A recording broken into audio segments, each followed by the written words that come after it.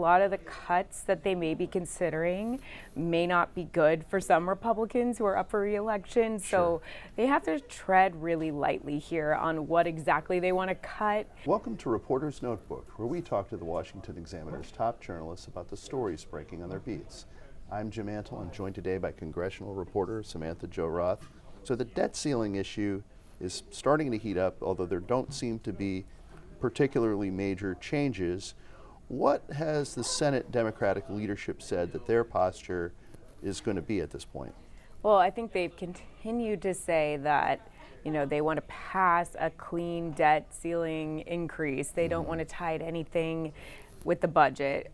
Interestingly enough, today, Senator Schumer kind of admitted that there does need to be some negotiations on the budget front, but once again, kind of doubled down on this, we're not tying this one thing to this other thing. And it's just kind of been this round robin of like, the Senate Democrats say we're not going to do this, we're not going to connect this, and then you have the House Republicans saying we're not going to pass a clean debt ceiling increase.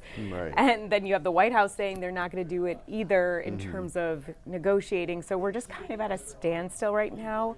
You do have the House Freedom Caucus who, they came up with their own plan, but, there's not a lot of optimism something like that could actually pass. Right. So it's going to be up to McCarthy to see what exactly he's going to do. Right. And so the House Republicans haven't presented a budget yet. Exactly. And that's become a major talking point for President Biden. He says, I've shown you my budget, you show me your budget, then we know what our starting point for, even though I'm saying I don't want to negotiate, we can at least theoretically know what the starting point of some kind of conversation about this might be.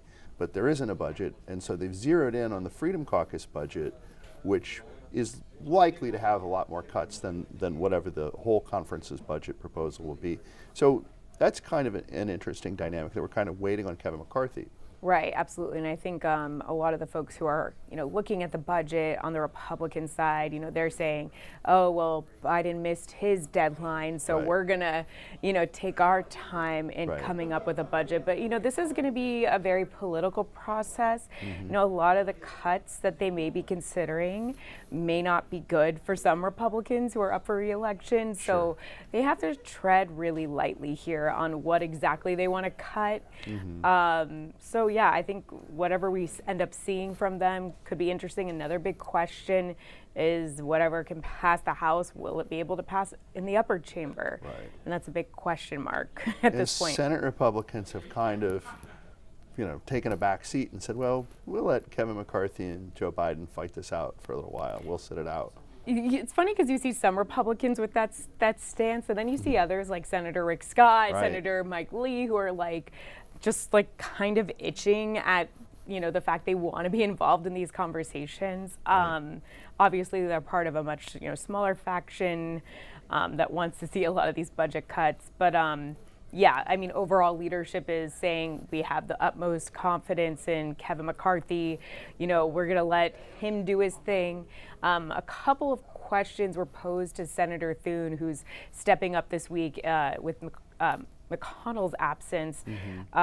They are expecting him to come back soon, but he was, saying this week that, they don't anticipate that they're going to have to, be leading, some of these negotiations, but they are waiting to see what's going to happen in the lower chamber.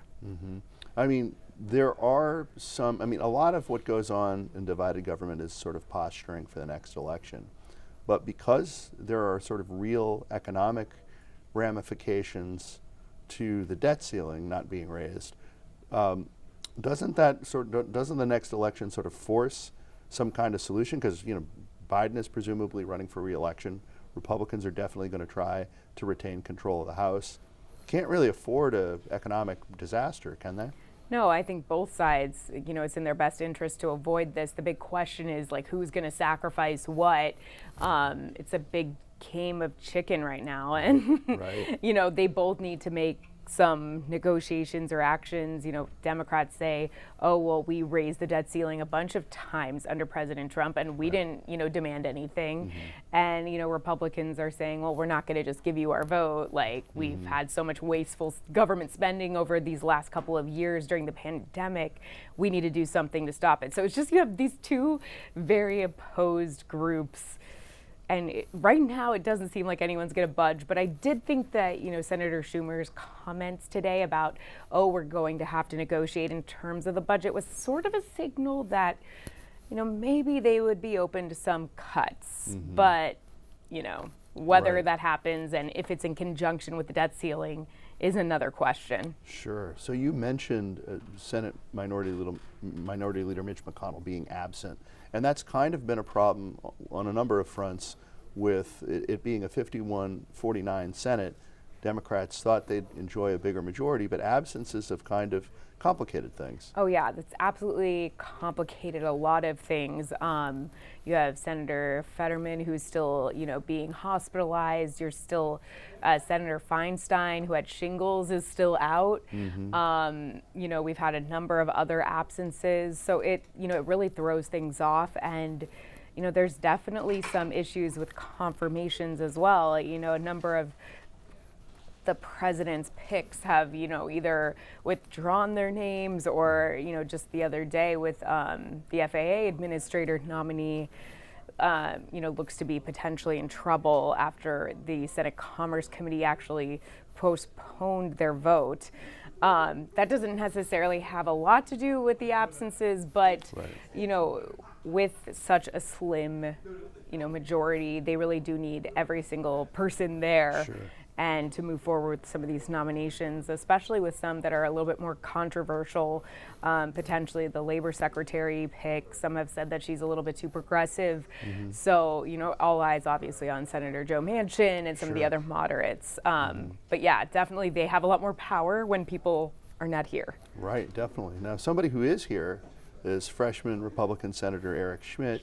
You've written some pieces and doing a profile of him. What are some of the things you've learned about this newcomer to Washington, who was in a Republican primary, one of the two Erics the former President Donald Trump endorsed? Yeah, absolutely. That was a little bit of a bungled issue during his primary, but he is here in Washington.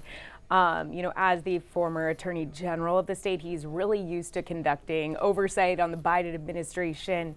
And, I even posed this to him that this was really a centerpiece of, what you campaigned to do. And now, you're in the minority.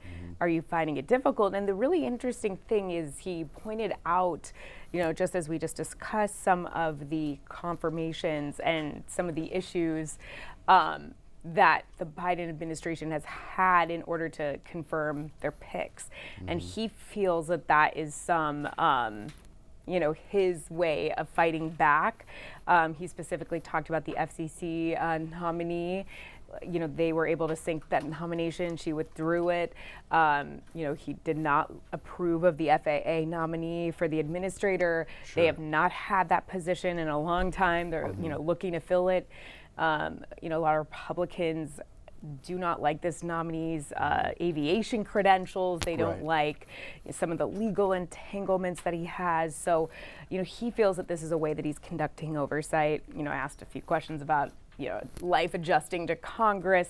He did admit that he does get lost in the halls, as most of us do. As one does, yeah, right. I've been up here 7 years. I almost always get lost, so. It's a big place. It's easy to do, but yeah, I think it was really interesting about his comments about conducting oversight while in the minority on a committee, the Commerce Committee, which is, obviously an important one.